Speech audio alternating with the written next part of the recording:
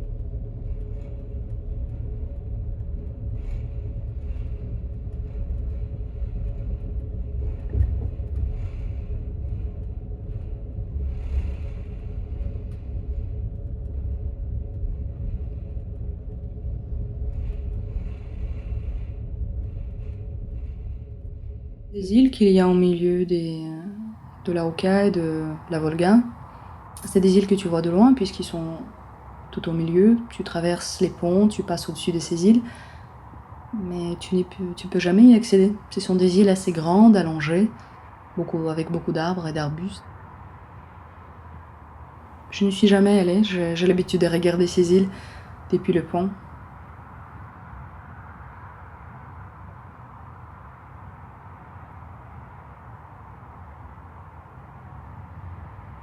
Il y avait plusieurs bâtiments sur une aire assez grande. En été, c'était rempli d'herbe parce que, comme il y avait personne, l'herbe était partout, elle était envahissante et très grande. Donc on pouvait jouer au cache-cache là-bas, facilement. Aussi, on aimait bien jouer sur les garages. Ça, c'est une sorte de, de boîte en métal dans lesquelles les gens rentraient leur voiture. Bon, c'était pas très joli, mais quand même c'était pratique. Bon, version moins chère. Elles étaient rangées en ligne, et puis ça faisait des allées. Donc quand on montait dessus, c'était notre sorte de parcours, on pouvait se faire des marathons. Les toits étaient variables, parfois ils étaient plats, parfois ils étaient avec une montée et puis une descente, à des distances variables aussi, donc il fallait sauter. On adorait se faire des courses comme ça.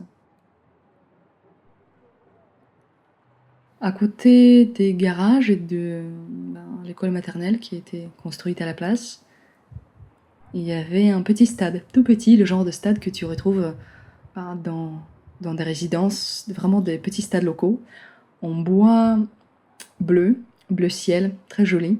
Je me souviens, en été, on y jouait au foot pendant longtemps, pendant des journées entières, jusqu'à ce que les parents nous appellent. Et en hiver, quand il gelait, les parents essayaient de lisser, de travailler la glace pour que ça devienne une patinoire. Donc en hiver, on l'utilisait comme une patinoire.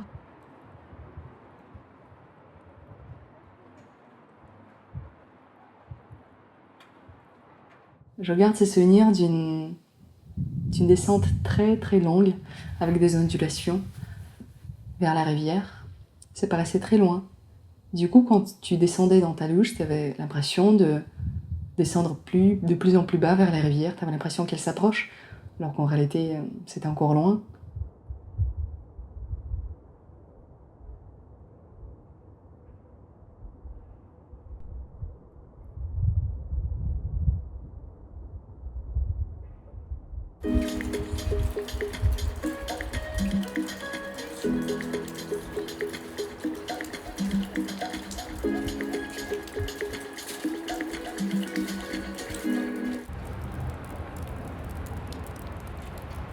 À l'école, j'avais une amie qui habitait près de l'école, dans une partie ancienne de la ville. C'est l'un des endroits où il reste encore des isbas, des vieilles maisons en bois qui datent de quelques siècles, qu'il est difficile d'entretenir et qui sont assez fragiles. Ce que j'aimais bien, c'est que quand on allait chez elle, on avait l'impression de passer par un labyrinthe. À chaque fois, il y avait des chemins différents pour y aller. Sa maison était petite, mais Elle ressemblait à une boîte peinte, une shkatulka, comme on l'appelle en russe, parce qu'elle était toute peinte de l'intérieur. Sur la tapisserie, il y avait des panneaux, des peintures qui étaient affichées de manière à combler tout l'espace vide. Le plafond était peint aussi, parce que sa mère était peintre. Il y avait peu d'espace, mais c'était tellement familier. C'était des gens très bien. Ils vivaient dans une maison bleue, claire, bleu ciel, à 2 étages, avec des cadres en bois, très jolis. Et à l'intérieur, quand tu rentrais dans la cour intérieure, il y avait un enclos où on pouvait prendre le thé, où sa mère dessinait en été. C'était très joli, c'était comme un espace fermé. Ça te faisait presque revenir à quelques siècles en avant. J'aimais beaucoup cet endroit. Même si maintenant cette maison n'est plus habitée, et même abandonnée et détruite.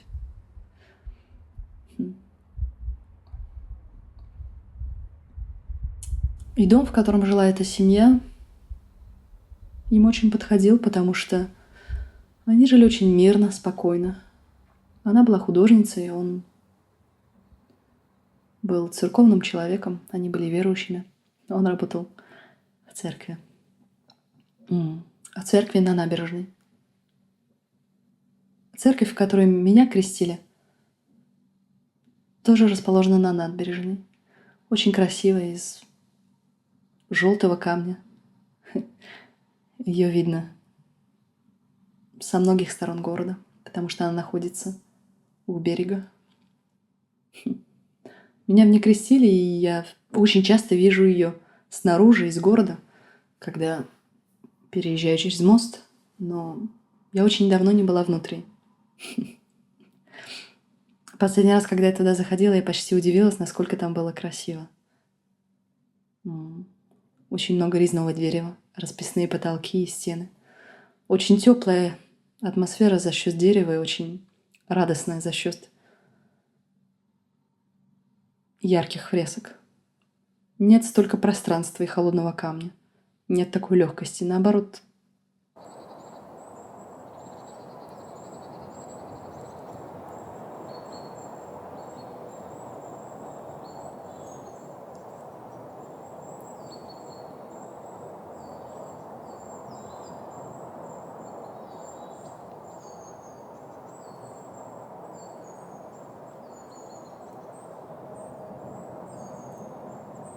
le lac que j'ai vu chez ma grand-mère, c'était presque le dernier souvenir d'une suite de lacs que j'essaie de garder dans ma tête et que je me remémore de temps en temps.